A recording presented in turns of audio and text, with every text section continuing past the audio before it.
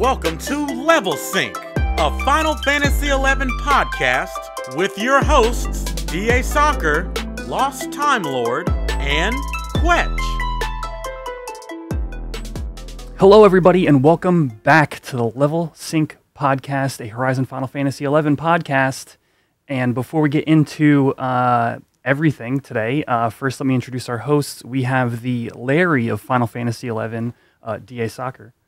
Larry, yeah. I guess I'm going to be the Curly. I can already tell. I can already tell. We also have the Curly of Final Fantasy XI, There it is. Lost Time Lord. How are you guys? Yuck, yuck, yuck, yuck.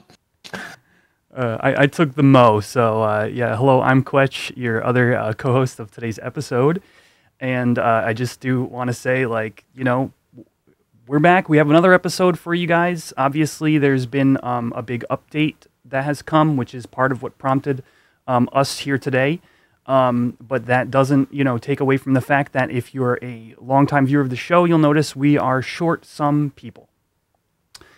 And that is because, part of the reason we took a break is some people had taken a break from the game, and I'll give you guys a chance to talk about that as well. Namely, Ayame and Cal are not here. They are both not playing Horizon at the moment, and you know, if you see them around or in Discord or whatever, be sure to say hello. They're still very much friends of the show. But we wanted to get another episode out for you guys and get moving anyway. So just to address the elephant in the room, it is Larry, Curly, and Mo today, and we're hoping to talk about some awesome stuff with you all.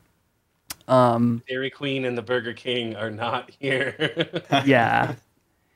So we missed our royalty. Yeah, we do. I mean, I do want to give a little bit of what happened with me that kind of led things off, and a big apology to the friends who were on our April Fool's episode. Basically, our last episode, which was that one, we had attempted to work out, you know, a show with them, and at that time I had scheduling issues IRL that are still ongoing, where I wasn't able to meet our normal recording times. And that actually led into, which was like giving us issues for a few weeks, and then I actually had a passing of somebody very close to me and my family that is far away, and that basically since then, you know, I've been dealing with those things personally, and you know, I'm here to say hello. Like, we're back, and it's good to see everybody and people who have sent me tells and stuff in game, like you know. It's a great community still, and you know, we're still here. I do want to maybe pass on to maybe LTL, and then we'll move on to DA if anybody wants to say anything about, you know, where we've been for the past few months. Yeah. So I also currently still kind of taking a break from Horizon, although this new update has certainly got me enticed into jumping back in to try out some of these new HE&Ms. So probably be back sooner than later. But yeah, I took a little break, was playing some single player stuff, mostly with Cal, got all the way, pretty much all the way through V Rising, which is a fantastic game if you have not checked that out or played that. Had a lot of fun with that. Started back up Fallout 76 a little bit, which was fun. Have gotten a little bit back into getting ready for the DLC, or the expansion release for Final Fantasy XIV. Have been getting myself back up to that a little bit, but the biggest one is so we bought a new Sony TV recently. Gan and I did, and I always told myself that I wasn't going to play the Final Fantasy VII remakes until all three were out. But with the new TV, and it looks all beautiful, and it's got like nice sound and stuff, I was like, fuck it. So I picked up the first one. Well, we already had it because Gan has played those games religiously, but so I popped it in or loaded it up or whatever, and a week and a half later when I was done, I was like, okay, now it's time to play Rebirth, because that one just came out as well. And man, what a fantastic game that is. It's so well put together. They might want to reconsider the name and change it to something like Final Fantasy VII Mini Games or Mini Game Fantasy. But with all that being said, the story is fantastic. It's still a big gut punch when that thing happens. You know, I don't want to spoil a 30-year-old game for anybody or anything, but someone leaves us in the game in rather dramatic fashion, and I've always been an Aerith guy. Aerith has always been my girl, and it certainly has equal amount of emotional impact as it did in the original. So for anyone who is interested in playing those games, I highly recommend them. Rebirth, of course, right now is PS5 only. Soon, hopefully, it will become a PC game as well. But I highly recommend playing that. It's a lot of fun. It's a lot of fun, and it's really, really well done.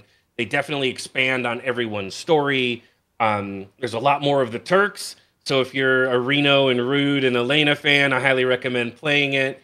Also, it expands on the story of Avalanche a bit. So if you liked Jesse and Biggs and Wedge, and a cool thing is, if you guys are Breaking Bad fans, kind of a call out here, Wedge in the game is actually voiced by Badger from Breaking Bad, who's one of Jesse's friends, the dopey friend of Jesse's, who's got a very distinctive voice. And I loved that when I figured that out. I was like, because I had recently just watched all the way through Breaking Bad again. So I definitely recommend picking that game up and checking it out. Don't wait for the third one to come out. Definitely get into it now because there's so much to do and it's so much fun. Oh, and I also got engaged. Okay. Hey. Congratulations. You can't sit there and be like, I got engaged. DA, it's your turn. Oh. You know, just all right. thing. Big congrats. All right. First off, congratulations. Hopefully it's not like the dude's experience like mine. Because that was a throwback episode too. This will be my 4th engagement. We'll see if it works. Okay. Well, like you told me, best of luck. Yes, best of luck. I agree with you. I was in the field of let's not buy any of the Final Fantasies remakes until they all come out, so I can get them all on Steam and just power through them. I push blame a little bit to Crab Dance for showing off Tifa's swimsuit when he was streaming that, and I was like, you know what? I'm going to go ahead and give it a try.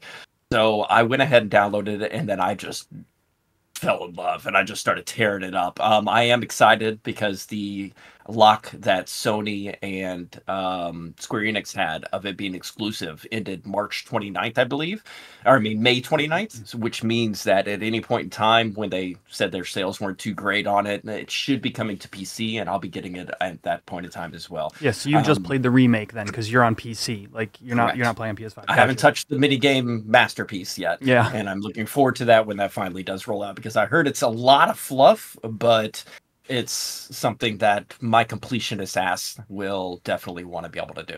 Did you play the Yuffie or the Yuffie DLC? Not yet. I'm trying to get 100% plat on, or plat, 100% completion before I actually dive into that one. So that's going to be my middle ground. When you play the DLC and you complete it, it adds another fight to the Chudley battle arena that you can't have unless you unlock it in the DLC. Okay, I'm just going to play through it then. I'm not going to worry about 100%. And yeah, we had a little bit of a low on Clutch's side with everything going on in his life, and that sucks. And LTL with the high of being a engagement, and he said 2 seconds worth of engagement, but 15 minutes worth of Final Fantasy Rebirth and Remake on there. You can see where my priorities are. obviously.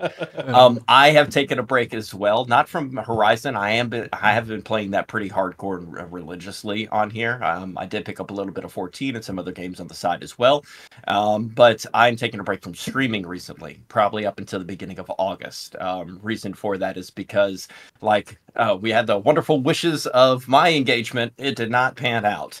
It is something that is going through right now, and a wonderful process of separation. So that one fucking blows. I'll just straight up say that. Yeah. So I won't be streaming until at least August, once we're both not under the same roof. So that's where I've been, because my sleep schedule is jacked up. And it is best for me, I found out, to game and XP and level and play Horizon while somebody is sleeping, and then when they're awake, that's when I sleep. I woke up probably an hour ago. So we are completely different lives right now. It's that explains all the naps you've been taking prior to our stuff we've been up to, which we'll have a chance to talk about when we get into the Horizon section of the podcast. Yeah, my shit's all over the place. Well, really sorry to hear that, man. But we've talked. Feel for you. Yeah, dude. Big love, honestly. Okay. We give each other shit, or I mostly give you shit. But like I said the other day, my heart goes out to you. I've been in that situation, and I've even lived in the same place with the person for a while, and it's never easy. So I do not envy your situation, but I admire your strength. So yeah, sorry that it's happening, but let me know if anybody wants to make a gamer house. I'll be renting out a few of these rooms, this large ass home. Do a streamer house, like rent it out as a streamer house, and then y'all are like streaming all the time. You could be like the next OTK. Yeah, obviously, yeah, I got the personality for that. All right. Well, we're gonna excuse me. We're gonna move on to the what you've been up to section, but I'm gonna kick things off a little bit with something that I know all three of us have been involved with recently. That is not standard Horizon, right? So we've all been. I'm just gonna say we've all been playing a little bit of Final Fantasy XIV, and the reason for that, I think all of us, at least partially, the reason is that when the new expansion releases, I think the first patch after that is going to have a Final Fantasy XI crossover raid, which is going to be involving Vana'diel in some ways. It could have potential story ramifications for Vana'diel, for 11. There may even be other announcements of some kind involving the game that, in relation to 14, somehow that we don't even know about. So 14's going to come out with treasures before Horizon does. There's a dungeon. I don't know if you know this. There's a dungeon that is very, I wouldn't even say loosely based, very much based on salvage / Nyzul in 14. I'm down.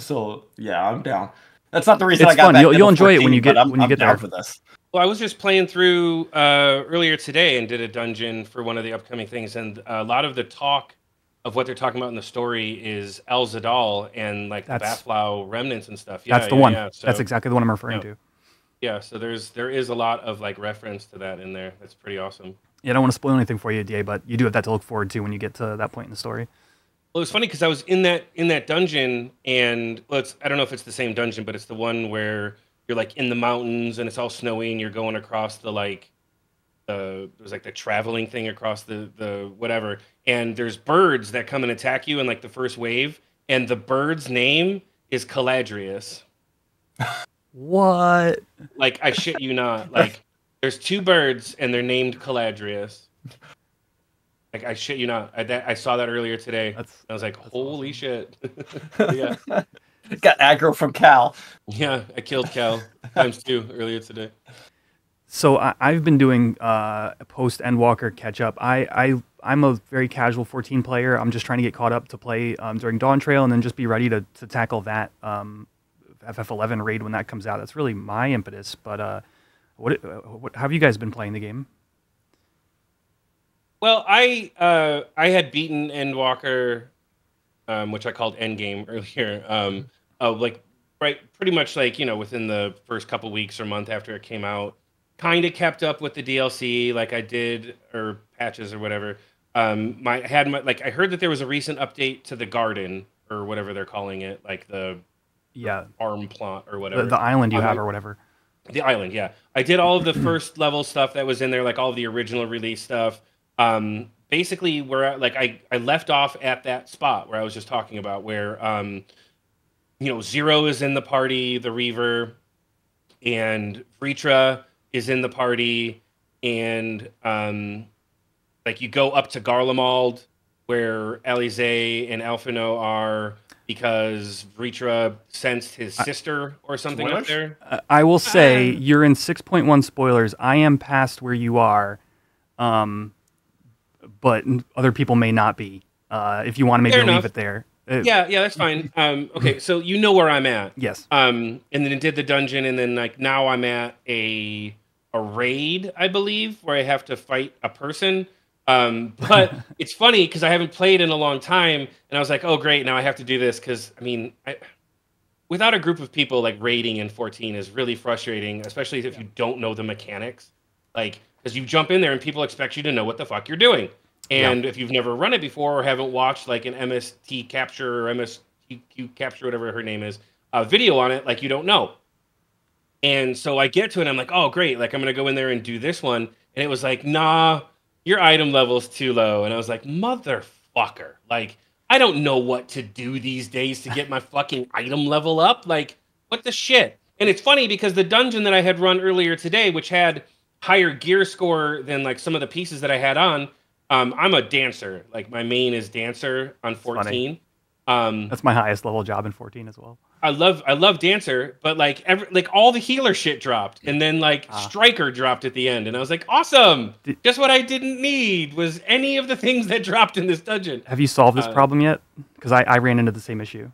No, it literally happened to me like a couple of hours ago. Okay. Like I haven't. Here's what you do: you buy the crafted gear from the auction house. There's a crafted set that is the proper eye level to get you through the eye level stuff that you have left to go. Okay.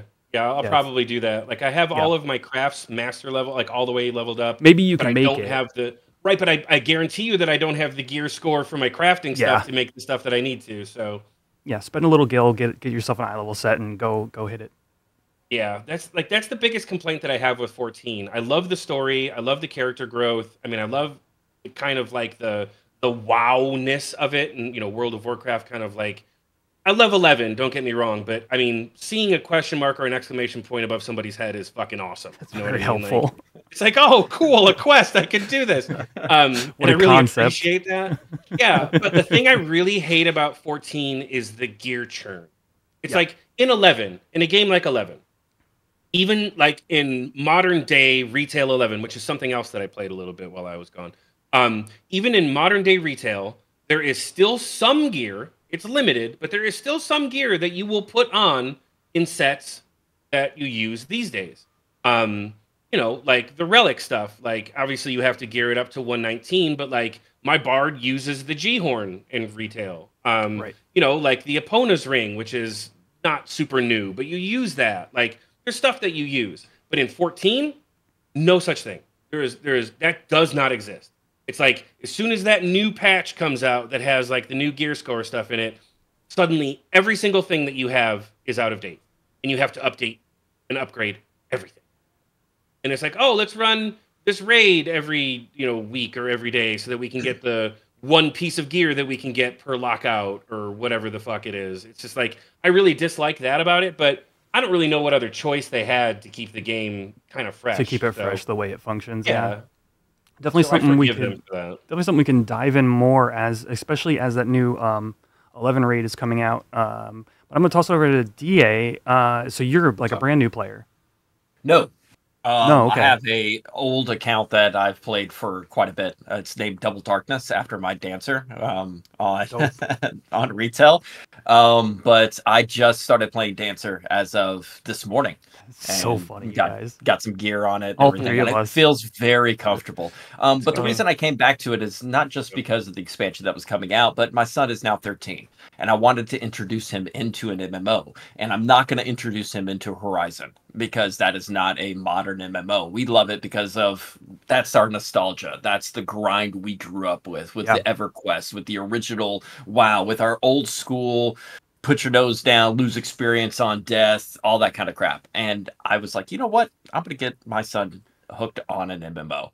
So I got him a free trial account for 60 days or whatever, and he's going to be playing to my left on the computer that is no longer with somebody else.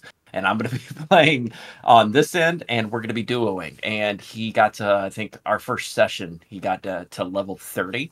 And we're both running DPS. We're going to go with not the Gunbreaker. What's the one that the DPS shooting one with the Machinist. That's it. He wants to be able to just, him and his dad, both be machinists and both just run around, drive by and on people. But then he saw that if I queue up with him and I'm a healer, he has instant queues. And he's like, oh, Dad, hey, you want to be my... So we're going to be doing that together. I stopped with my MSQ. I think my highest level is at 86 right now. I think okay. White Mage and Bard, both at 86. and I stopped leveling those. And I've been leveling just since he's with his mom now. I've been leveling up just DPS that won't help him with queuing together. And I'm holding my warrior and my scholar for him. So we can team up and be able to hit dungeons together and knock stuff out. And then while he's hitting MSQ, I can hit my dailies. And we're going to be, he's going to be getting his first MMO experience with the dad on the weekend. So I'm that's the reason I came back to it. Him and I are going to be duoing it together. I am far behind with everything. Like I said, I haven't hit cap. My MSQ hasn't been touched in 2 years. So I got a lot of shit I got to do, but I'm not worried about it because once him and I get on the same page, which will take till the next expansion. Yeah. You got a lot of story now. 8 days, right? Isn't that the next expansion?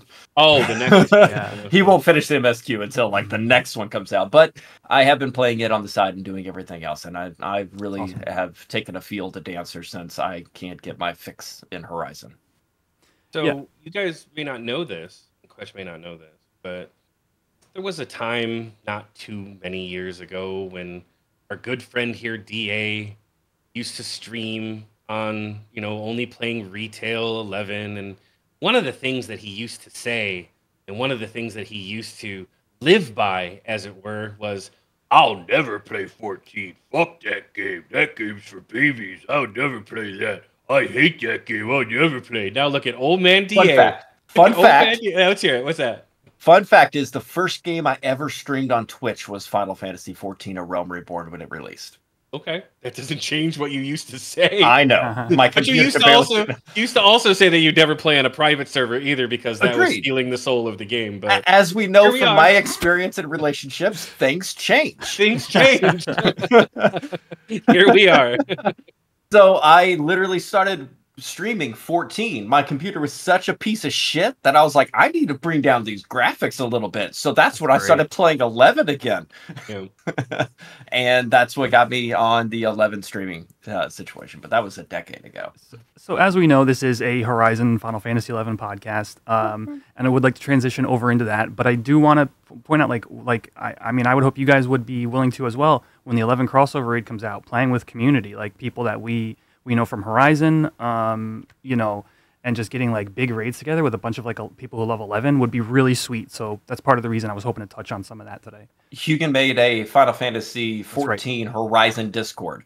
I don't know the policies on getting people in, but if anybody's interested, just send. It's not exclusive. Just harass Hugan. Yeah, it's not exclusive at all. Just harass Hugan until he puts it on the actual Discord or something like that. Hugan will hear this and he'll let us know what to do if people want to find that. Well, there's also the area in 14 that you can go to where you can fight the old 11 bosses and get the Kirin Zosode and the Eureka, and get the Emperor's Hairpin and all that. I've been doing that with some of my 11 friends. Yeah, they've been taking me through that kind of stuff. Yeah, you streamed it. Yeah. I remember you were like, I'm going to get Scorpion Harness in 14. I didn't end up getting the Scorpion Harness or the Strider boots. I did get the Yosode. So you lied in your title. I got the Yosode. Clickbait. Well, you can buy the Yosode from a vendor. That's what I did. Yeah. Clickbait question. Gotcha. Alrighty. So yeah, how about what you've been up to in Horizon since we've been gone? I'll toss it over to DA first, I guess. Feel free to summarize. We do. I know we've been doing a lot to talk about. We've already been through a lot, but I'll pinpoint them. Hopefully, we'll have more episodes for you guys soon. We'll continue touching on some of this stuff. I think I don't know if I remember if I finished Beastmaster previously, but I finished Beastmaster. I finished Black Mage 75. Never put me into another burn party again. I watched all of Archer. I watched all of I was streaming just TV shows the entire time. That was mind-numbingly just horrible. I'm on Red Mage now, 70 Red Mage, and then after that I'm going to go to Summoner. So leveling is all I've really been doing. I put my nose down and zone out and just level in the middle of the evening. I really like just grinding. So, I mean, that's all I've been up to besides the Dynamis gear, which is always something I always try to bring up, and LTL rolls his eyes and laughs at me for spending that much money on it. But I am 83 of 90 on all Dynamis gear. I am 30 of 75 on all +1s. And they need a total of 1,000 currency to be able to have the currency to be able to +1 every single Dynamis piece of gear. Then everything will be profit after that. Other than that, I mean, I've done a lot of little shit, but it's been grind. That's all. Nose down. Give me a coffee or a Red Bull and just hit the XP and zone life out. That's what it's been for me for the past couple months. All right. LTL, I know you've been on a break, but is there anything that you, maybe since the last time we met, that you would maybe want to throw in? Yeah, I haven't really been playing Horizon, as I mentioned, and as people who play with me on the server know. However, I do still log in on Saturdays for Limbus, and not this past weekend, but the previous weekend, finally got my Nashira chest piece. So yay for me, and yay for my Black Mage. Such a dope looking piece, and like, yeah. Oh, is that dark magic skill? Is that what's on that? Yeah, it's got like +5 dark magic on it and magic accuracy or whatever. So it's not like I would, it's not like a super, and haste 3%. So it's not like it's a super useful piece, but it looks cool, and I know that my blue mage can wear it, so there's that. You get any Homam yet? No, because there's a long line, Gotcha. And again, I can't really be like, hey guys, so if that's gonna hit the floor, I could use that for later. Whenever Treasures releases, and then everybody scoffs. Yeah. Right. That's what I want. I would want the Homam for my blue mage, but I'm not gonna put my name in the hat when there's other people that would actually use it, like for stuff that they're doing now. It's kind of interesting to me that Blue gets Nashira and Homam, because like that's just a really fascinating thing to kind of have access to, like both pieces, Oh yeah, I mean, but like if you look at the blue mage, I mean, I think the only thing even close to a blue mage would be like a red mage, in terms of both like being really good at physical damage, like melee, and also at magic. And a blue being a jack of all trades, Yeah. like they really, really benefit from both of those sets, right? Like, magic accuracy may not seem like a big thing, but I'm sure that when Treasures, if it ever comes out on Horizon, we'll see that a lot of people in blue mage, like if they're doing stuff with their blue mage, they'll probably be rocking Nashira stuff for certain instances. I could see it being useful. Certain The spells haste that you is need gonna to be land or helpful, too. whatever. Yeah. So since the last time we met, I finished my relic. Just finish my relic. Whatever. I was Whatever. Did you? You're Working debt free now on on it too, right? as of yesterday. Okay, so asterisk. Yesterday I was debt free from the relic, and then somebody messaged me this morning because I had sent them their currencies that I owed them, and they were like, it was 300. I'll just say the numbers. I sent them 300 currencies that I owed them, and that was it. However, they're like, cool, man, but didn't I lend you 344? Oh my god. And I was like, son of a bitch, you're right. So I owe 44 bind bills right now, which I'll probably just buy later and send to them. But yeah, so between then and now, finished it and paid off my loans as of yesterday. It's been a blast to play with. I'm sure if people have tuned into my streams or just like messaged me in game, like asking about it, like had a lot of chat, and it's just it makes Thief feel like Thief feels like stronger in the content that I take it to, especially in like low man situations, and specifically like my bar is like you've got like Destroyers Monks and like Martial Booge Warriors, and I can finally like do more damage than them. But the second anybody else is a relic, it's like they're right above me again. So if that metric helps anybody out there in the endgame community, that's kind of where I'm at. Because, Destroyers Monks and Martial Booge Warrior are considered very good DPS for the, everything outside of relic. That's kind of where that puts me. In addition to that, I got Paladin to 75 just last night, actually. Congratulations! You must have had an amazing healer. What a red mage in my party named DA Soccer. That was a good camp. It was a good camp. It worked out. We did this Fei Yin camp, LTL. I don't know if you've been out there. It's like there's like bats and those flesh. The like you know what I'm talking about. I did that with Cal. Yeah. Okay. And like there's the shadows, like right in that little hallway right there. But like you can run out and kill the flesh and the. We were on the other bats side too. from the shadows. Like the mouth of the big room. Mm-hmm. And like where Cassie spawns, right? opposite to the tunnel that leads to Cassie.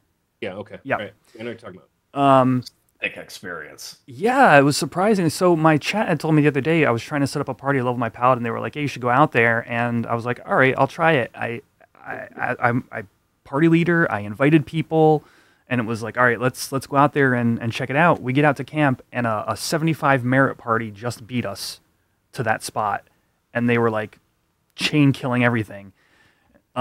So we didn't get a chance to try it. So we went from there to Babiki Bay. It was the longest, like, set up a party, get to camp. That camp isn't working. Go to Babiki Bay. It just took forever. But yeah, so we finally got out there last night, and like the EXP per kill is really good for that level range. 69 at the lowest. 702 at one point. I mean, yeah, it was great experience for the 1 hour you had. All right, that was the inside joke. I told these guys, I was like, I'm going to set up a party, and I'm like, but I only have an hour, and they're like, I don't want to do that, and I'm just like, what do you mean? Like, an hour is a good amount of time to EXP? They're like, no, by the time we get to camp and then get the party together and everything and get out there, you're only gonna have 30 minutes. I'm like, no. When somebody says, let's go to Fei Yin, I only have an hour for XP, the entire community is like, dude, it's going to take you half an hour to get going. So who's going to go out for 30 fucking minutes and their tank's got to bail, and then you got to replace the tank and have them run out there for 30 more minutes. So don't even try to defend yourself on this. I meant I had an hour to actually EXP. I was including getting to camp, whatever, man. But we had a good run and hit Paladin 75. DA, you hit 70 Red Mage, was it, in that party? Yeah, I can now prioritize Dynamis. It's I can put it as number one. I only need 2. It's the only job that I have 2 plus items remaining on it, head and body. So that's the reason why it moved up on my list of getting it done. So it is officially 70. Sick. Yeah. A lot of fun. Good camp if you're looking for something like if you're gonna go 69 sync, I recommend having just make sure your party's like either competent or geared. Like at 70, you can get away with, if you're like under geared or whatever, a little bit better. But yeah, just chaining the flesh mobs and pulling bats when you run out of those. I'm sure. And then at like 71, 72, I bet you just kill faster and kill more of the mobs in the area. All right. So that's what we've all been up to, kind of rapid fire. But we have a new update to talk about involving H&Ms, as mentioned before, but there's like a lot of other things. So I've kind of made a small outline of how we're going to walk through these. And first thing I want to start out with is we now have the Horizon Adventurer Assistance Program. It was promised to us in patch 1.2, and then patch 1.2 got spread out. It has now arrived in 1.2.2. 2. Yeah. There you go. Yeah. It's only taken 8 months. The first one came out November 17th. You know I got the calculator on that. He's crunching the numbers. So Horizon Adventure Assistance Program has released basically like this. There is a robot named HAAP, I is that Selbina? Yes. It is Selbina. Happy. So the HAP program, and the robot is happy. And you talk to him, which enables you to earn HAP points. And those points are earned by helping people do BCNMs and other mission content that that they are doing for the first time. And if you help them, you'll receive a handful of points. Any comments? Anybody had any experience with this yet? No, I just saw what some of the rewards were, and it just looks like the stuff that they were giving away as cosmetics to the people who were on staff, like the Aaron weapons and shit, and there's that's the max seals and kindred seals. Right. So the high point thing, 250 points gets you like an Aaron cosmetic, but like it's like 2 points for a K seal, maybe 1 point for a B seal, and then EXP scrolls.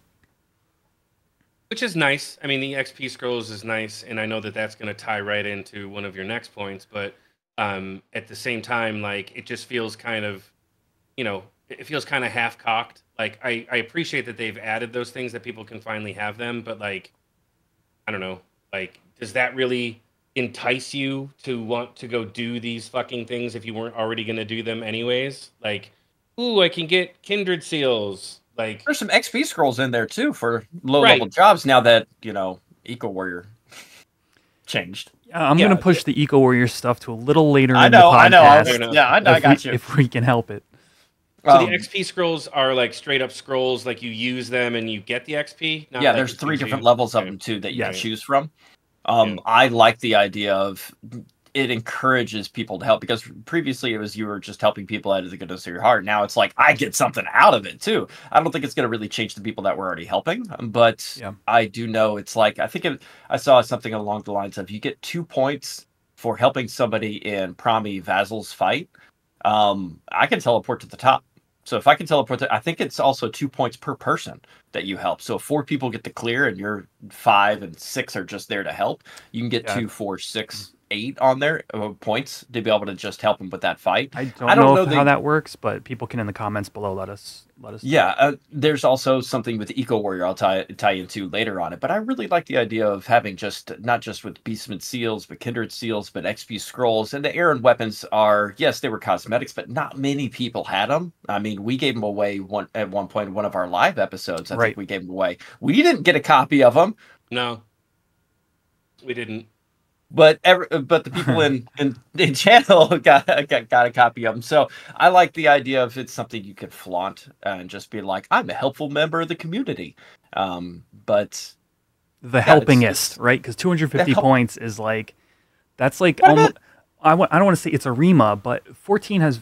I'm gonna drag it back to 14. It got out of my mind. 14 is these things where like if you do things that are involved in the community a lot, you work towards cosmetic rewards. Mm-hmm. Yeah. And it's a similar in concept to that. I like that. And again, the extra XP scrolls that you could just keep on yourself for whatever reason. I think those are nice. I'd love to be able to see that list expand in the future of different cosmetics or items as more things get rolled out, being able to put those in. I think that would be pretty cool to be able to do. I do believe Eric confirmed that there will be more rewards coming to that as time goes on. I think it's a good start to it, and it's finally introduced. So personally, I like it. I'm not doing it. I'm still not going to help most people because I got my own shit to fucking do. But at the same time, if a friend's like, I need the help on the 2-3 dragon, I'm not going to sit there and say no. I'm going to, no, 2 points? Oh, okay. All right. We'll see. I'll meet you there. Yeah. Yeah, I think the community so far has had so there's a little bit of issues right now with certain BCNMs not rewarding points when they should be. So I think the community's starting to settle in with it, and because of like the small roadblocks here and there, it's not just like really clicking the way that I could see it working out. So it'll remain to be seen. Seems good though. I have some minor update notes that I want to touch on, and we'll go one by one here. First of all, Conrad's been moved, LTL. Yeah, I know, I saw that, finally. Right? Doesn't that kind of like contradict like what Eric said in the interview that we did with him? Like, change. We talked about this earlier, man. Yeah, like he moved it because he didn't want Bastok to be the inevitable go-to because of the distance between Conrad and the actual the thing or whatever. But now it's there, so whatever. So go back to Bastok, people. Bastok hasn't been ranked 1 since before our last episode was recorded. Because I've been fucking waiting on that shit. I think that might be the problem.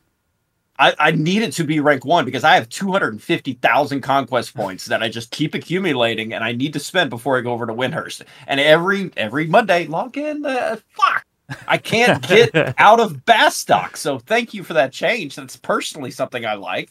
But jeez, Bastok, do something.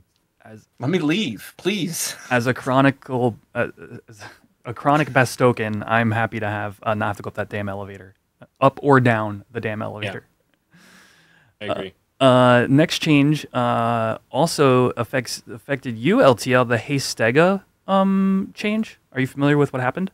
Yeah, they made it the same as normal haste, so they can overwrite each other interchangeably. Yep. Had that ever been something that you had kind of had issues with? I mean, no, not really, because like I would cast it, and like so if somebody else had haste on them, and like I cast Hastega or use Garuda for Hastega or Hastega, however you pronounce it, it just wouldn't give it to the people who already had it.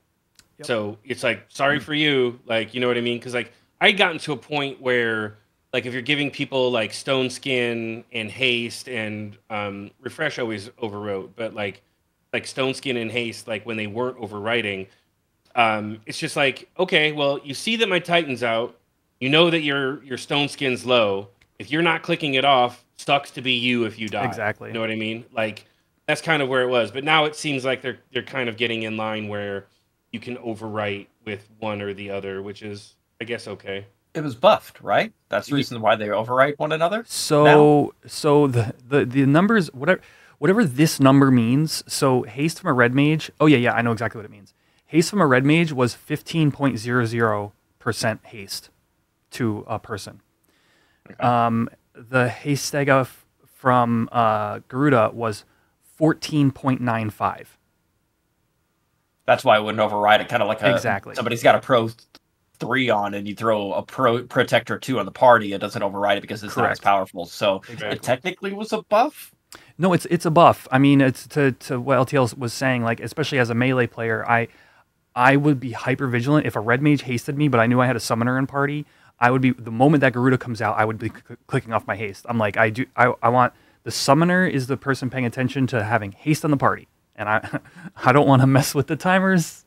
So you know, it would just be as melees we could help the summoner by clicking it off and making sure that their timers are all in sync.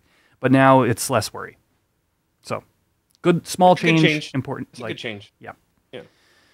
The last small thing I want to mention here is the Rogue's Bonnet. There was a thief buff. The Rogues. This is a really interesting case of this item, where and it happens with very few items in the game, but this does happen. Is when you upgrade through the artifact armor to +1, some of them change stats. They either like lose stats or gain new stats, or sometimes will like change completely. But basically, what was going on with the Rogue's Bonnet was the NQ, the normal one that you quest, had 5 intelligence.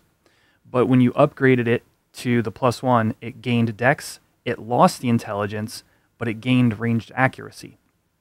So because of the way Bloody Bolts work on Horizon, you want intelligence in your Bloody Bolts in order to drain for more. And so you would keep your Rogue's Bonnet NQ because 5 int is a lot for 1 slot on Thief, which doesn't really have a ton of int gear.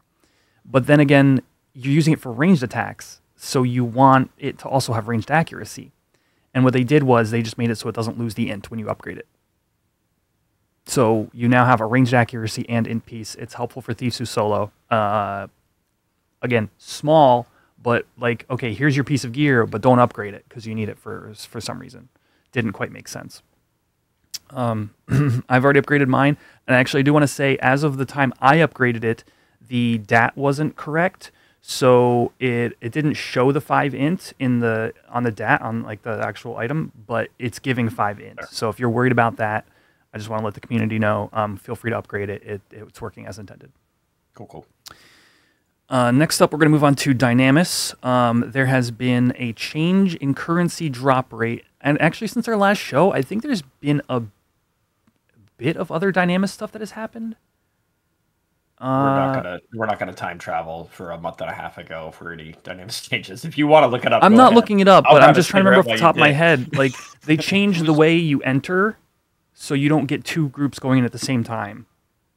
And that it was having a problem like repopulating the question marks. Yes. After a kill from the Oh, previous okay. group. Yeah. So I think we talked about that on like Glitch Fest here and there. And so those issues, as far as I can tell, have been resolved. Haven't had any of them since the last episode. But also, the currency drop rates have been lowered by 8% in the city zones and increased by 60% in the Dreamland zones, not including Tavnasia. Our last 2 city runs were garbage. We got 200s off of both bosses and 1 just regular clear for Juno and Bastock, I think it was. So we walked out with 3 100s. They weren't very good at all. I even was like, hey, is there something wrong with Dynamis? Because we're usually pushing 5s on average. We've hit as high as 13 at one point, but 5 was kind of the average. And we just back-to-back runs, 2 different cities being garbage. Then the update rolls out. I'm like, okay, maybe they were kind of tweaking some stuff on the back end. But that 8%, it's hopefully discouraging the lockouts of every city zone for people that are just farming. But that 60% is noticeable. It is a noticeable difference. So have you been in there yet? Yes, we did Valkyrie on Monday, I believe it was. And I saw a screenshot of somebody, I don't know which Dynamis boss they killed, but they got 4 100s off the boss. That's We wild. got 2, and then we got another, I think, 2 in the zone, which is phenomenal for Valk getting 4 100 drops. And 2 of those were just from regular trash mobs on there. That 60% is noticeable because usually Dynamis Valk, you're looking at when you kill, you're hoping to be able to see 2. Most of the time it's 1 and a -1, or 2, you're lucky. I watched chat for a hot minute. In 15 minutes, I saw 5 different mobs drop 4. Well, because the nightmare mobs drop coins now. That's what I heard, is that the nightmare mobs actually drop currency now. I mean, I just kill. I don't know what the fuck's Do they? dropping Right. was. So- I just know it's well, dropping 4 That's what I cents. heard. I haven't been there. This is all stuff that I've heard from somebody else, so I Yeah. could be wrong. I think they But- always have, but No, they didn't drop haven't. hundreds. No, they never dropped currency. I mean, I steal currency from the nightmare mobs. Really? Did they ever? I mean, I feel like they didn't, but maybe I'm wrong. They didn't I don't drop know. hundreds, so that was the big I do a lot issues of with the drugs, zones. But That 60% is noticeable. okay. I mean, maybe I'm wrong, but I could have sworn that the nightmare mobs didn't drop like currency. This is your chance in chat or in the comments section to let LTL know he's fucking wrong. Well, no, I'm suggesting that there's a chance that I could be wrong. I'm not putting my foot down saying that I know I'm right here, Fine. but I'm pretty sure that like the nightmare mobs didn't drop currency, and if they did, it was at some really, really, really low rate. Because I remember there being times when we would go in there, and after we had killed the bosses, and if people didn't need like the -1s or the accessory drops, we would kill statues and the normal mobs just for a chance at currency. So it's a chance at hundreds. So the statues drop hundreds. Nightmare mobs do not. So the boss, the mini bosses, and the statues are the only places you can get hundreds. So that's what led to a lot of the issue with the Dreamland zones. Is like you would get your one boss, you're guaranteed 100 off the boss, and then you might not see another 100 the whole run. So you would, it would feel like a waste of time. That's why you ran cities unless you needed the gear and you were targeting something in the actual Dreamlands. I highly recommend if you haven't had an opportunity, run a Dreamlands. You're going to feel the difference. It's a shorter time frame than a city, and you're going to get roughly the same kind of currency if you're efficient at it. They're a little bit more, I would say, dangerous than a bosses. low man of a city. Yeah. The bosses in particular, it's like the city boss is a joke, but all the Dreamlands bosses are like you have to be prepared. You got to know what you're doing. It feels good. Just run one. It feels good. I think those 3, and I love the change, not just for the currency, being more, I would say, diversified throughout this, not just the cities, but the Dreamlands. Yeah. I'm still working on all my -1s that I need, so let's go ahead and run some more of those. I'm cool with it. Okay, so that was the Dynamis change there. Now we're going to skip a little bit around, and we're going to move on to HENMs. This is what we've been waiting for. I mean, Tier 1 was so long ago, and it's content we all enjoyed. We talked about here on the show, and now we have Tier 2 as well. Okay, let me outline what came to us before we jump into like opinions and stuff and experiences.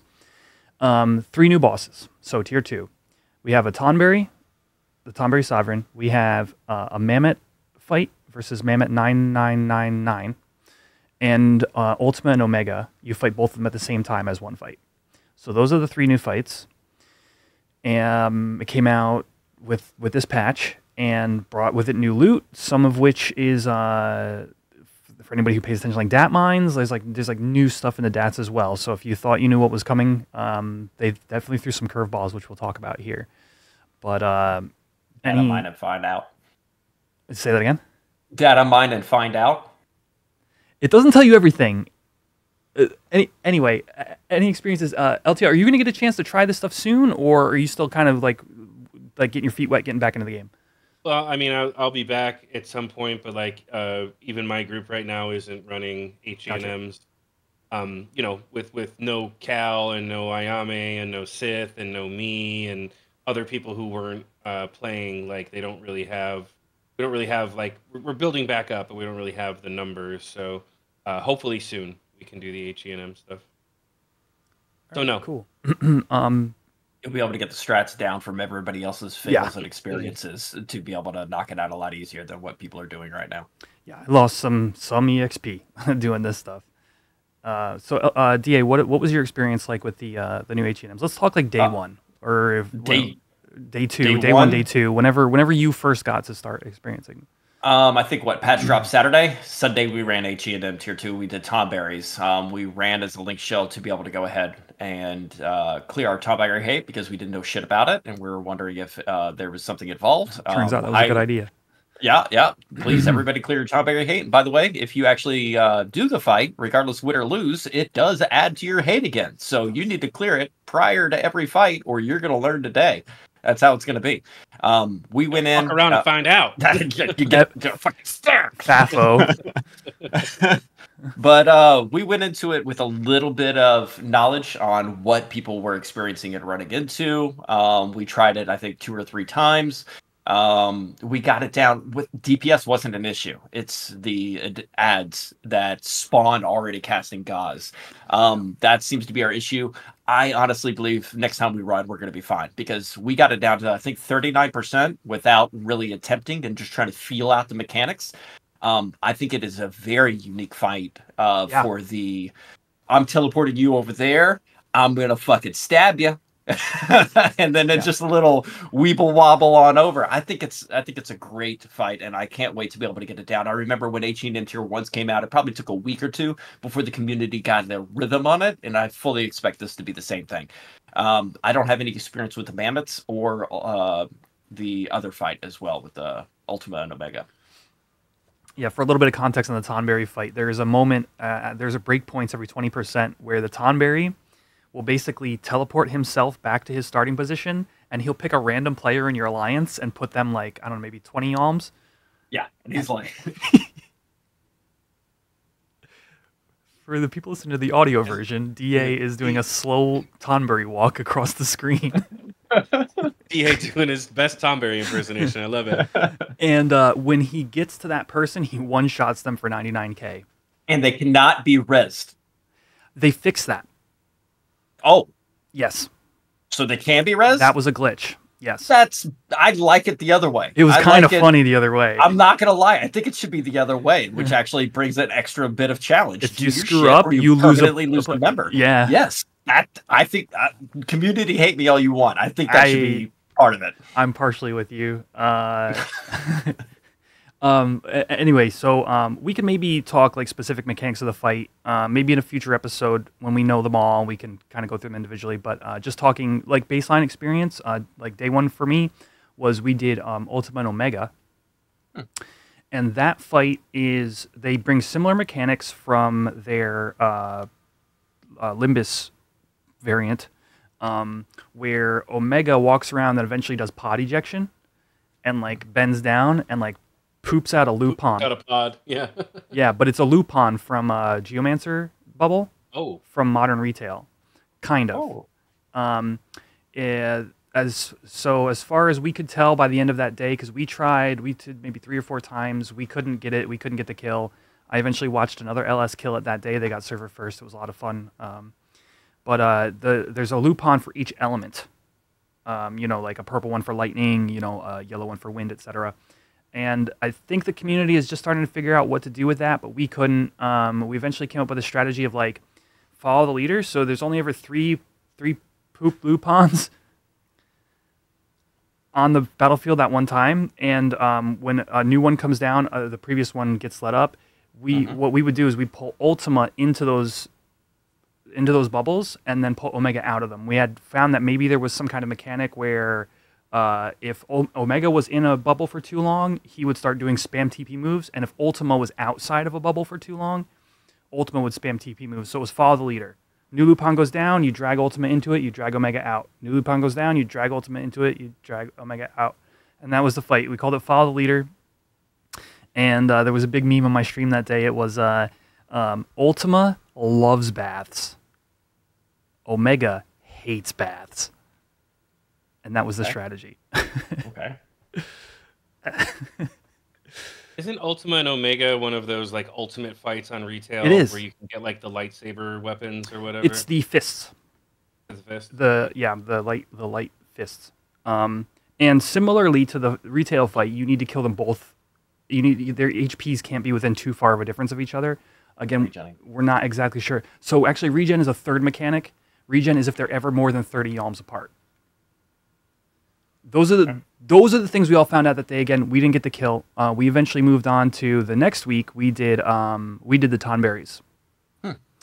And our LS eventually did get, it was like the third kill on the server or something. Nice. And a special item. What drops? A special What drops item did you get? dropped. Oh. Well, a couple of items dropped. We got shoot. Did we get a ring? I think we got a ring. You got the summoner ring That's right. and the coat, The Tonberry Sovereign's coat. which I heard about, and I know what Okay. it does, but I want you to say it because it's your special. This is your special moment. Yes. So we got the coat, and it basically reads like a Tonberry drop normally. So the Tonberries drop their coats, they drop their lanterns, and we had suspected that it's a desynth because that's what you do with Tonberry items. The coats desynth with like either cloth craft or another craft, and the lanterns are either like alchemy or smithing or something. And we're like, it's got to be one of the crafts, and like. It was probably desynth, but our crafters weren't online, so we're like, I don't know, maybe it could be an upgrade material or something. That stream, I had brought it over to the Shady Tonberry and tried trading it to him, which is where you get your pop items for HGM, and that didn't do anything. So finally, just yesterday, our leather crafter is online, and they decided to take a lightning crystal to it. Let's just go with lightning crystal for now. Wait, I have it right here. Lightning crystal. And it desynthed Oh. Yeah. Successfully. successfully. Oh, cool. Yeah. Yeah. Into the lynx leather. Okay. You guys know what that You know is? what that's for, DA? Yeah, I do. Okay. I All right. I'm- We're all on I'm- the same page then. Yeah, I know what it is. It is for two things of note. Number one is it is for the next Gobby bag upgrade, which it's the only item out of era for that. So technically right now anybody in RLS could take that item and go trade it in and get their 65 item inventories. But there's actually another interesting item that it's used in the synth of, and that is Hermes sandals. What are those? Those are the the movement speed sandals for the jobs that don't currently have it. Samurai, warrior are on them. Yeah, so it's like a pair of trotter's boots for the jobs that are missing it currently in era. But the other synth items for that synth are Dark Ixion Tail, which is like future content, like and like something else. So there's a chance that maybe some of the other HEMs from this tier drop items that desynth into those things. I don't think so personally. I think it's just a gobby bag. Hand me out from the devs to say, hey, look, you get this drop. One of your Link Shell members gets more gobby bag. That's what I think. But it was a whole big thing, and we finally figured it out by taking a lightning crystal to it. And that's How much are you selling it for? They shouted like 20 mil. We had an offer of 20 5 mil. mil. I saw Yeah. somebody shouting 20 mil, yeah. We'll see. I mean, realistically, if we can get 20 mil and then divvy that up to the LS, that's going to be more beneficial. And then we'll get more coats down the line and eventually get people their gobby bags. But it's kind of cool being in a unique position of like getting the first drop. Now there's been a few. This is like literally like yesterday. There's been like a few since then. So that was our experience with T2. Super fun fight, to your point, DA. I really enjoyed it. It's Frank. Frank designed the Tonberry fight in particular. Good job, Frank. Yeah.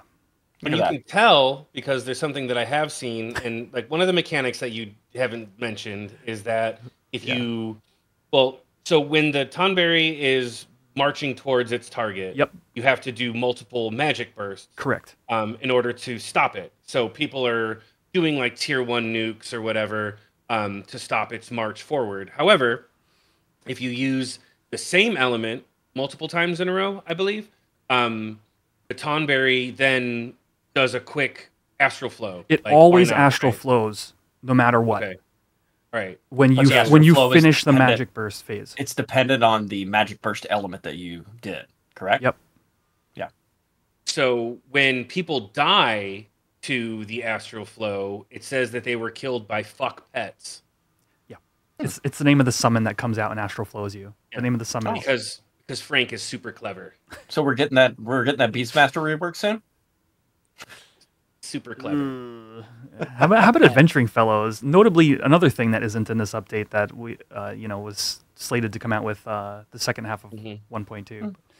Well, in 2026, when we get treasures, we may have the Adventuring Fellow too. The last fight, the mammoth fight, I did have a friend complete that, and I straight said, "Hey," it was like they did it for a while. He joined our Discord. He was like, "Hey, we won the fight. We got a few drops out of it." We're like, "All right, what are the details?" He's like, "No, dude, fuck that fight. I'm going to bed. I'll talk about it another time." He said he just absolutely hated it. So that should be fun. From what I can tell from what people are saying, it's the more difficult of the three. Oh, does the yellow liquid work? It does not. We've tried. Or not we've tried, but I've heard of people trying. Correct. Yeah. It's the scorpions of tier 2. And strangely, you want them to, or you need them to change phase to fight the fight. So it wouldn't be beneficial for you to stop them. Gotcha.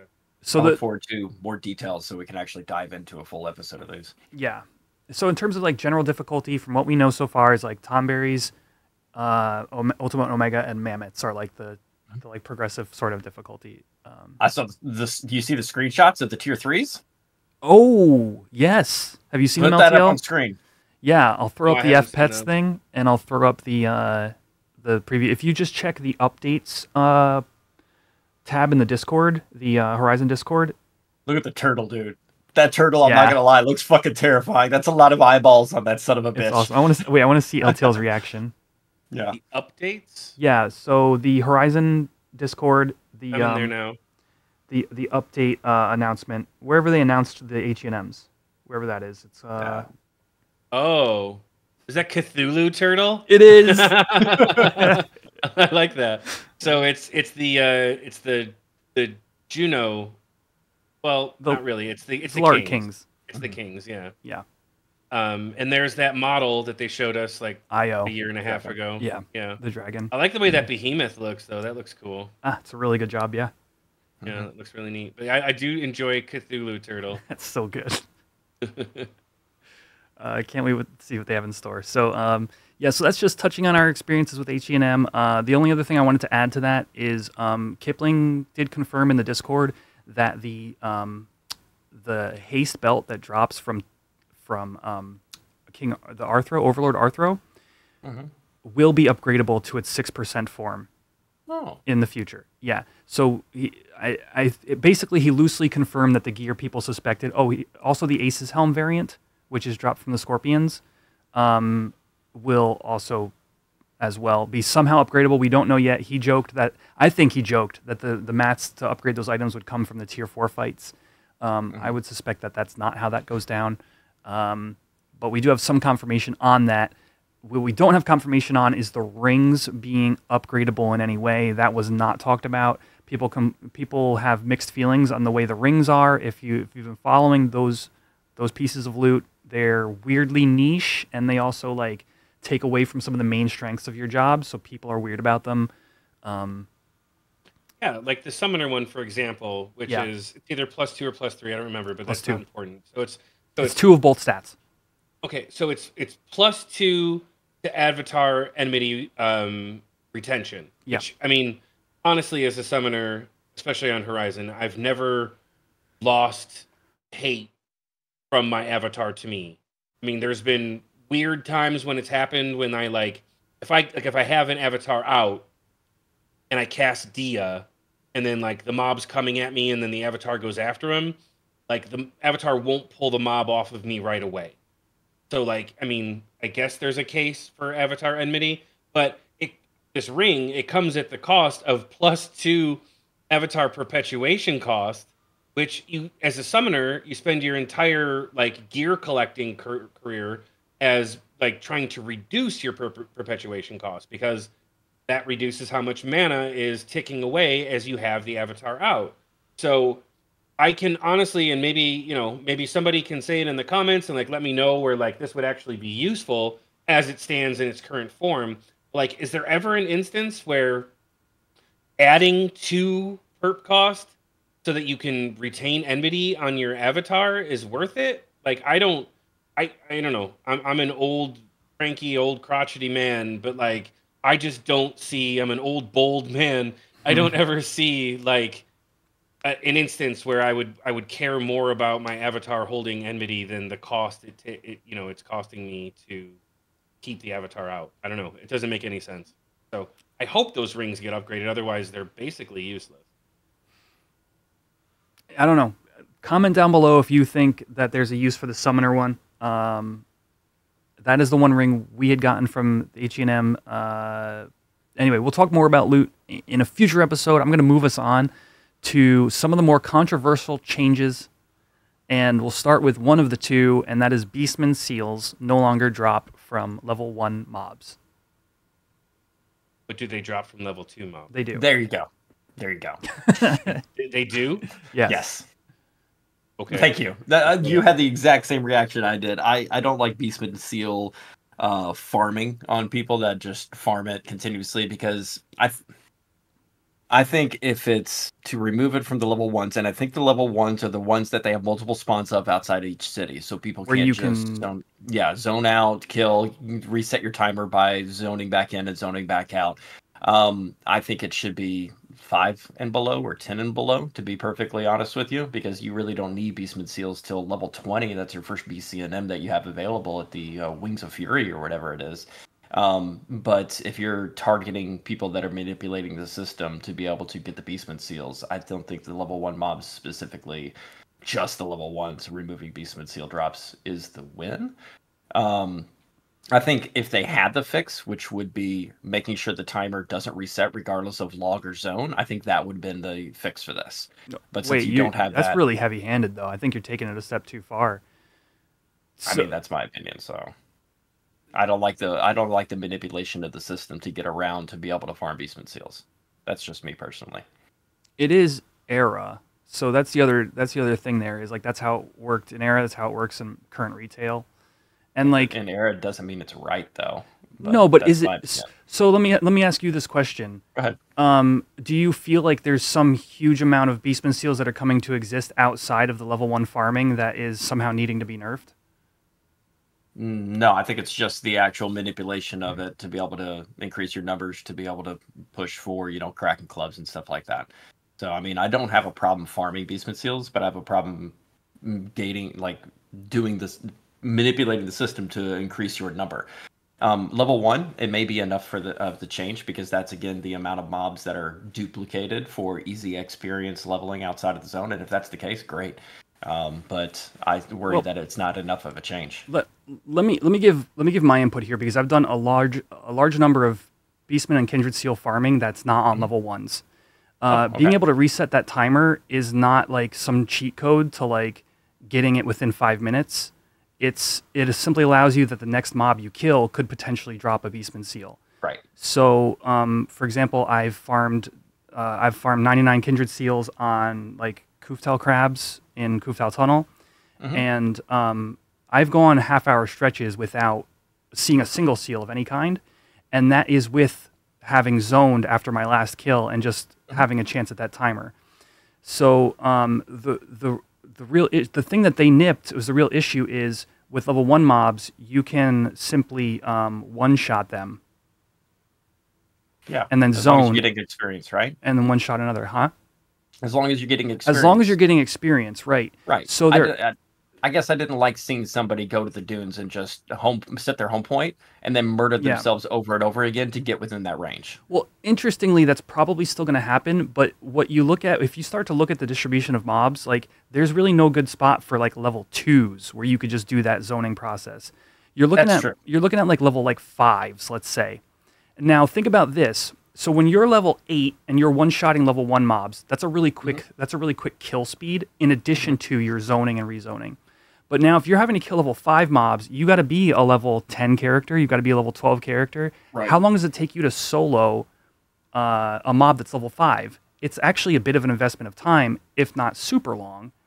Right. And my original thought process on this was it wouldn't be enough for the manipulation of the level 1 mobs, but the level 1 mobs are the only ones that are duplicated for easy people starting up and getting going outside the cities. So you're dealing with more spawns and stuff too. Correct. And since if the mobs that were duplicated were level 1 through 5, I think it should be 1 through 5. But if they're only duplicated for level 1s on there, then I think level 1s would be enough of a change for this. So no, I'm kind of on the same page as you now. thank you for the dive in, I guess. Yeah. The breakdown of it, because it makes more sense. I didn't know they were all level 1s. That's why I was like, I mean, they could all be level 1, 2, and 3. They're not. Perfectly honest. Yeah. Since they're not, that changes the opinion I have. Okay. All right. Now we're going to move on to the last and final controversial part of this update, and that is the changes to Eco Warrior. Eco Warrior used to give you an 8k injection of EXP immediately on the job that you turn it in on, and then it used to give you a small scroll of like, I don't know, like 900 to 1500. 1 to 3? No, it was like, it was 1 to 3. Right, you're right. It could go up. So average of 2, which means 10k gil, 10k XP. Now, you no longer get the injection. You still get the scroll. You still get the gil. But now you get a new scroll that acts more like an EXP ring for 10,000 EXP with a 75% boost that lasts for 24 hours upon use. Any feelings? Oh, that's we just talking about the scroll right now. We're not talking about the change of the questing. Oh, do you have something? Oh, yeah, no, there's a change to the questing as well. We'll do the scroll first. You have to do all 3 of them now before you can repeat the first one again, right? You have to do, yeah. There's no spamming the easy bitch anymore. Yeah. Oh, we'll dive into that one in a second on there. LTO, what are your opinions on the matter? Because I got a lot to talk about on this. I mean, I don't know. Like, did they really see a decline in people partying because they could once a week get a 10k XP injection? Like, was it really bringing down the community that much that they needed to change it? I mean, they put it in the first place, and like it was their design, so they can feel free to change whatever they want, and it was their call in the first place. But like, after having it in for so long, like, the ultimate question is, of the 2,000 plus people that still log in, which is a great number, like, how many of those people like are now like, oh, I'm gonna go level my shit now, this has really kicked me into gear to get that? Like, was it really affecting the leveling community that much? Because like, from my personal experience with Eco Warrior, like, I was using it on like, I would do it every week, and like, let's say that like, in the future I want to level my blue mage, right? Like, surprise, surprise. And so like, my mains are all casters, right? The ones I play as a summoner and a black mage, and I have ranger. So those are my 375. So on those 3, there's never a need for warrior, right? Like, I'm never going to need to have warrior at 37. So what I would do every week is I would log in. I got my warrior up to like, what was it, level 20 or something that you have to be before you can start using the scroll or whatever? Like level 17, you could do it if you're just but you'd have to be at the barely end. Yeah. So I got my warrior up to that level, and then like every week I would just dump like 10k XP into that job that I wouldn't otherwise find a need to go level. You know what I mean? Like, sure, somewhere maybe down the road, like, I might level it up, but like, it gave me, I think it's having the reverse effect, because for me, it gave me inspiration to go do the Eco Warrior quest so that I could dump the points into this job. That means that I don't actually have to like play it, because it's a sub job. Like, if I was ever going to be playing a job all the way up to 75 and plan to main it or even play it, like, I would want to actually play it so that I understood the job. Like, of course, I would want to do that. But on a sub job like Warrior, where it's like Evoke and Berserk bitch and Warcry, sorry, like, what sense? Like, what? I don't understand. Like, that's just cock blocking like a user like me from leveling that up in the background. Like, less reason for me to do Eco Warrior is what I'm trying to say. But they didn't, like, they changed, I know this is going to come up later, and I don't mean to jump the gun here, but like, they changed High Wind in the similar way, right? Like, you can't, I mean, did they change the XP gain from High Wind? No, just to answer that quickly, they changed it so you can't use it as a skill up. You can't skill up on it. Right. Right. But you still get the XP from it. Yeah. Correct. It's basically the same, except now people can't ride the boat back and forth and cap their skills. When Not it's gonna lie, I was doing that. Yeah. I never did that. But... To your point, LTL, that is exactly what I was using Eco Warrior for as well. Jobs that I didn't feel like holding gear for. Right. I just or was at an awkward leveling spot where it's like the next few levels kind of suck, but in 3 or 4 levels I can go to Yoder Jungle or something, so I'd use it to bridge the gap between on a level gap that I'm not interested in playing the job at, and that is where I was with that as well. You know, and you brought up a really good point, Clutch. Like, I didn't even think about considering this. Like, the gear alone, for like a dev team that is clutching their pearls on giving us any additional like gear slot space or wardrobe stuff, like they're really, really holding that tight to the chest, which is fine. Like, you can do that. Like, you know, if now the expectation is that like, oh, we'd prefer that you go level that job. Like, where the fuck am I supposed to keep that gear? Like, you know, I mean, I don't have the most gear diverse jobs in the world, but like for Black Mage, there's quite a bit of gear. For Summoner, there's a fair amount. Ranger, there's a decent amount. So like I have 3 jobs at level 75, like, you know, not fully kitted out, but pretty fucking good. My Summoner is the best of the 3. But like with just their gear in there and like some other random stuff that I have that like I hold on to, like, where am I supposed to put this stuff? It doesn't make any sense. I don't have any room for fucking axes. I don't have room for daggers. I don't have room for fucking pole arms. Like, what? I don't I where don't am I room supposed for to put pole this shit? arms. Where am I supposed to put this shit? I mean, that just seems silly. Like, I mean, everything else, like, most of the changes I can understand, and like, sure, I might have like a pithy thing to say here or there about them, but like this one just feels like they saw that people, you know, were having fun, and they decided no. I did the calculation. Every job I have is 37 plus. I did the calculation, and it would take me 14 months with using only Eco Warrior to take the jobs I don't want to fucking play to 75. My Thief went from 37 to 60 without touching an XP mob. I was going to do Thief all the way to 75, and then I was going to flip it over to Ninja and start doing that one because I didn't want to level either one of those. But I wanted to be able to get them 75. With this change on there, it's going to force me to play the jobs.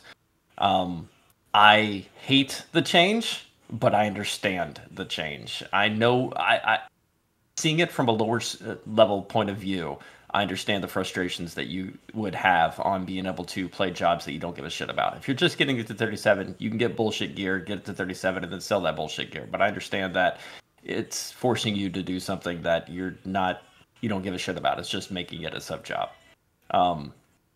I like the XP scroll. The XP scroll is great for the 24 hours you're logged in, so you could literally pop it and you didn't use it all today, log out, log back in, timer still doesn't start over, but it picks up where it left off. I do like that change, being able to have the 24 hours. It's like having a full band ready to rock and roll for your for leveling something. But for me personally, because I level everything to 75, or at least attempt to, I like the change, but I fucking don't want to play Thief. I don't want to start seeking for party on Thief. I don't want to start seeking for party on jobs I don't want to play, but that's my choice that I actually made of taking everything to 75. Yeah, it's a tough... I think one of the two would have been good, and then maybe coming out with the second later. When I say one of the two, it's you made a change to the way the experience is gained, but you also made a change to how you get that experience scroll. And I think it was kind of a double hit for a lot of people for having to do Windy and Basti, and instead of just spamming Sandoria, which I understand. Again, people are going to take the path of least resistance. Now you took that away.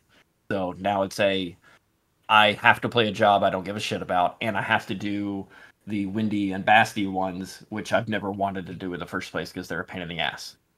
I mean, if they had kept the XP gain on turn in, but then made it where you had to run all 3 Yes. before that would be fine. Like, okay, all right, that sucks, but like, That's a good middle ground. yeah, but no, of course not. People were having fun, so. But you said how long does it take to get to 75 with just 14 Eco months. Warrior? 14 months. From 37 to 75. That's just, I mean, it's like, really, guys? Really, was that necessary? Like, 14 months. Now, from getting 17 how to long 30... it takes us to put out an expansion from the time of announcement. You can't have that. It is 2,000 more EXP than what you were getting. Yeah, but you have to go get it. But like, you got to work for it. Like, well, the question is like, okay, 2,000 more XP, but my time investment, and like, as a professional, my time is worth way more than 2,000 XP. Mm-hmm. Because I mean, my next paycheck from work, I'm going to be asking to get paid in XP. So we'll see what that conversion is. I don't know. Maybe they'll make you work for it. Yeah, possibly. The Basti and Windy ones are a pain in the ass. One thing I came up with, or didn't come up with, I would like to at least mention it on here, is that with people offset from one another, if you pick up Sandoria and you run Sandoria, next week you pick up Bastok, but you don't get a group to run Bastok, you can't have a friend join you if they've already done a Bastok, because they can't do it. You are locked out. You are locked out of doing it with anybody else.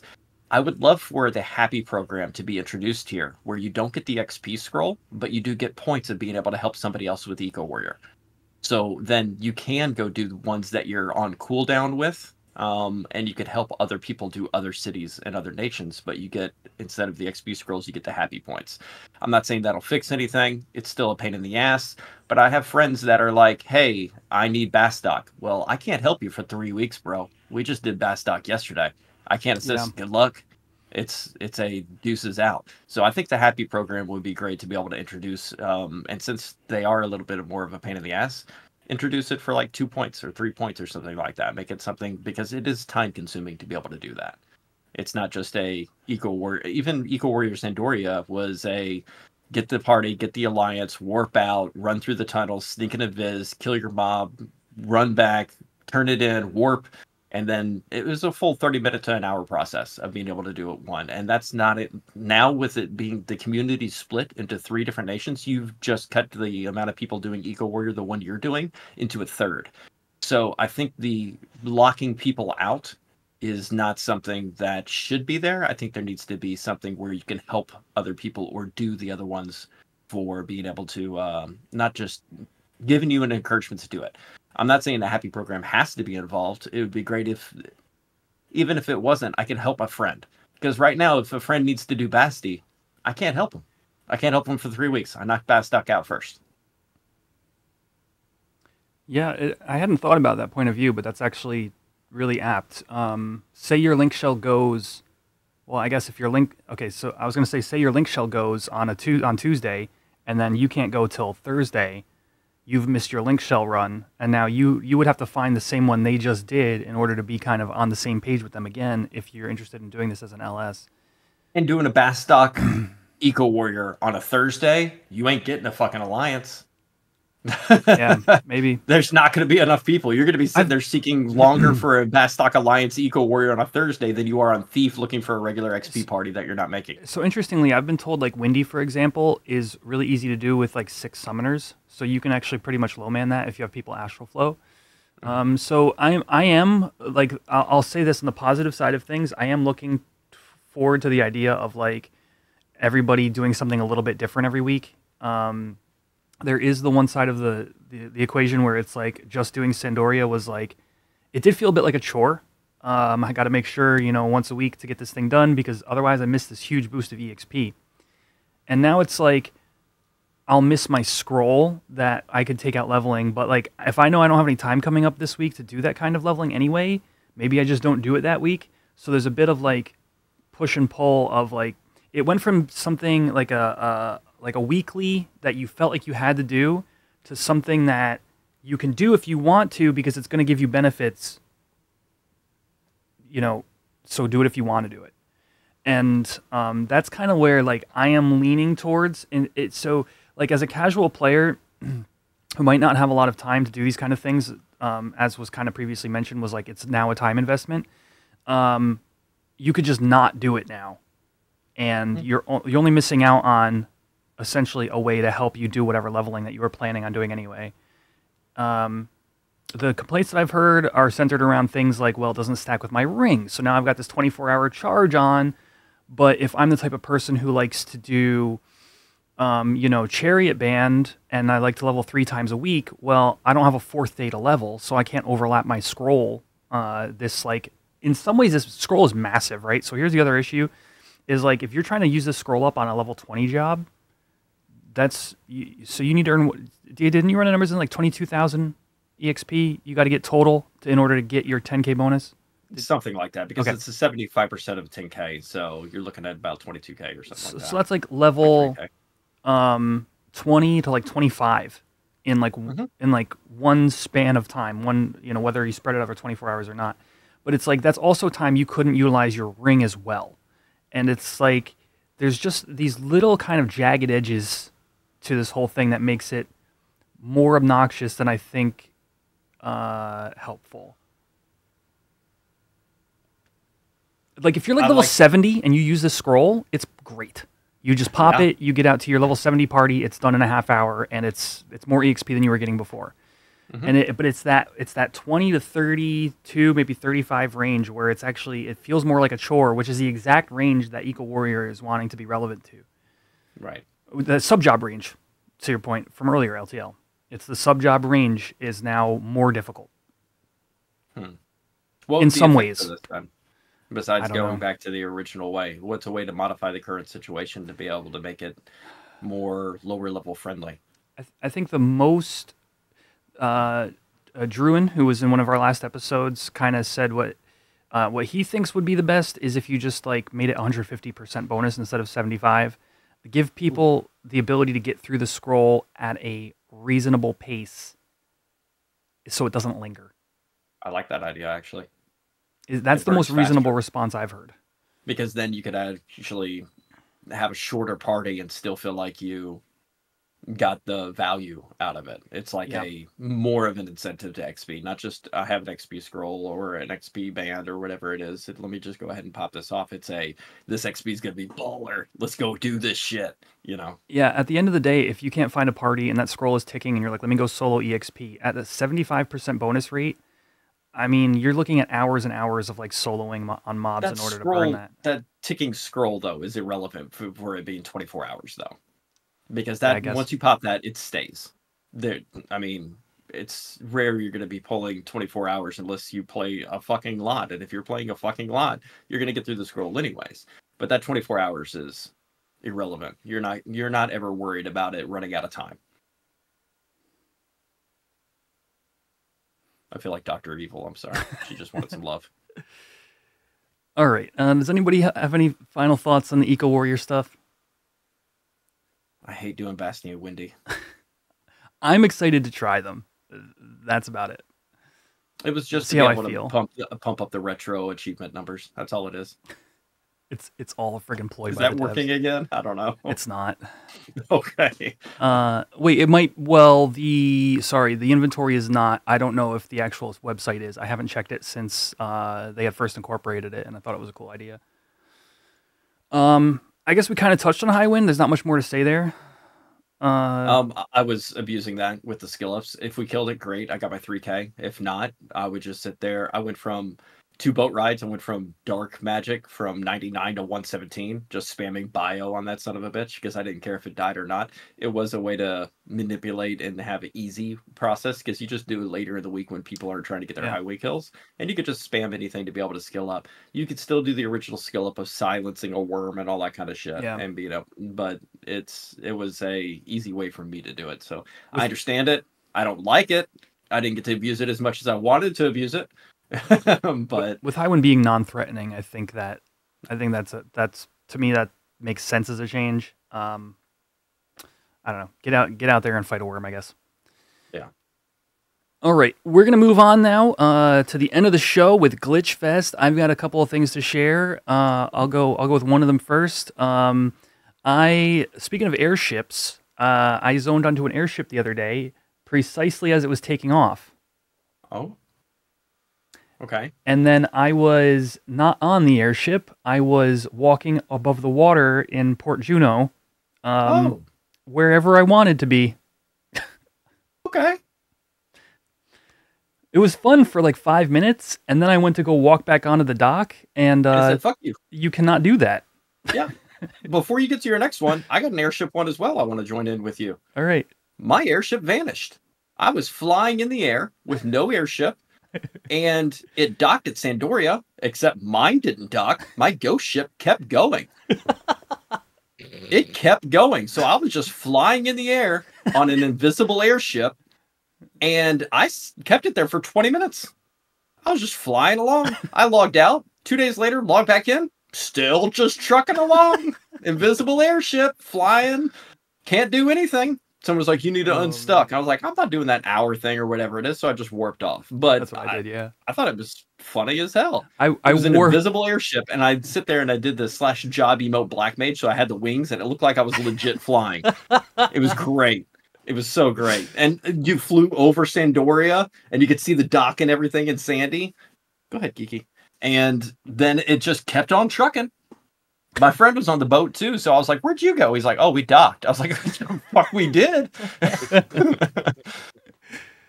Yeah. I shared a clip of it in my through Discord to some friends. I should have gotten a screenshot or two of it, but yeah, it was just an invisible airship. I think You brought up airship, and my face was like, "Oh, did he get the same thing I did?" I just thought it was funny that I had to warp from the water above, like the airship in Port Juno to like my home point in Port Juno. I was like, I'll just warp. It's fine. And the other glitch that I hit was like 2 weeks ago now. I don't know if I clicked lock style and change job, or like my XML will automatically lock style when I change a job. I don't know what I did in some weird order, but I was lock styled on with thief gear while I was on my paladin. And that's what other people saw too, or just you? I had a guy help me out, and he... Okay, wait. It wasn't thief. No, I was on thief, but I was lock styled to...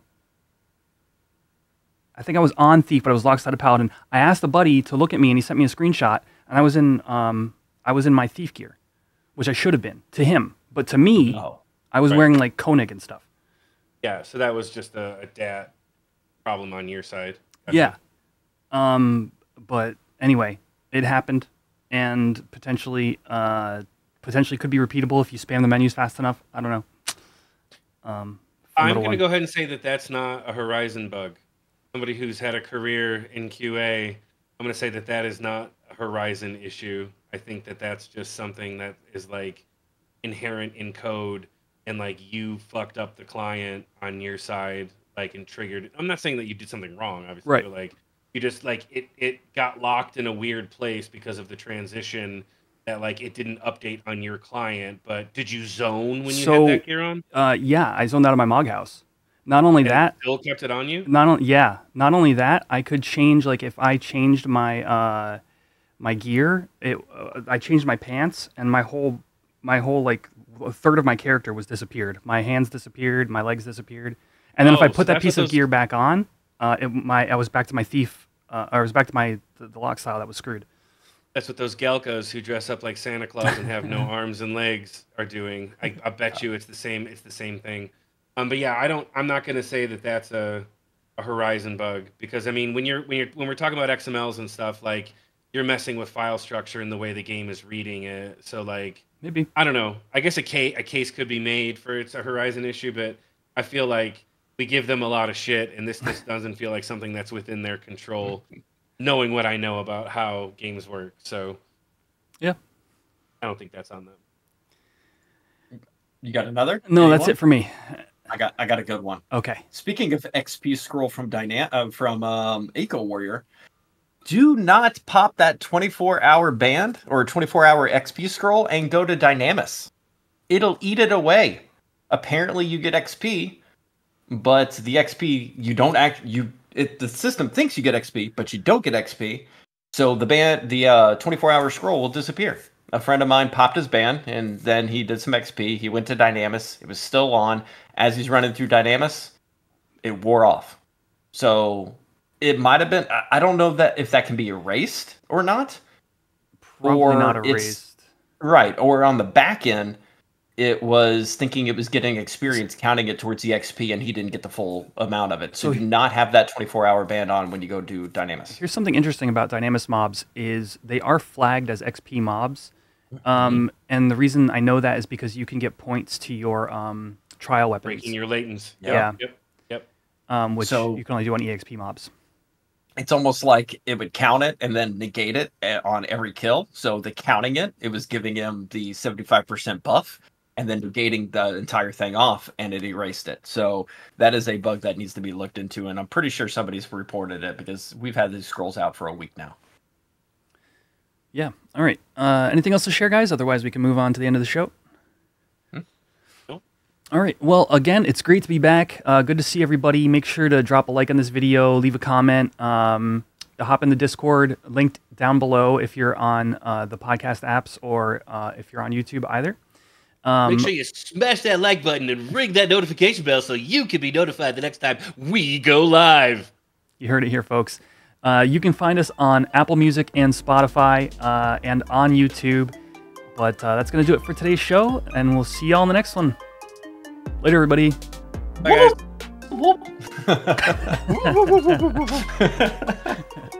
That's staying in.